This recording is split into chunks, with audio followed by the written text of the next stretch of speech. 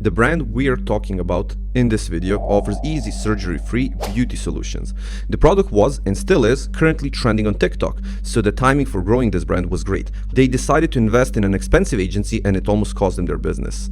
It's horrible. Horrible. Just horrible. In this video, we'll show you what a bad job looks like and how to fix it. Let's start from the results. Revenue was $101,000. Facebook ad spend was $40,000, while TikTok was just shy of $14,000. Their average marketing efficiency ratio was 1.89 after 9 months, including the agency fee, and they're breaking even at best. After that, we implemented the rocket ship system. In only 4 months, we generated $54,500 while only spending $13.5K. This makes our MER 3.98. Go on, I like what I hear so far. How did we do it? Before we dive in, drop a like and subscribe if you want us to do more case studies like this. First, we gave the website a makeover and improved the conversion rate optimization by following our maximizing revenue toolkit. They were lacking heat maps, so we installed Clarity. They didn't promote articles they were featured in, so we added that to build authority. We added upsells to improve average order value, and we added customer review apps to instill trust. On top of that, we improved website loading speed and we quickly saw the conversion rate go up.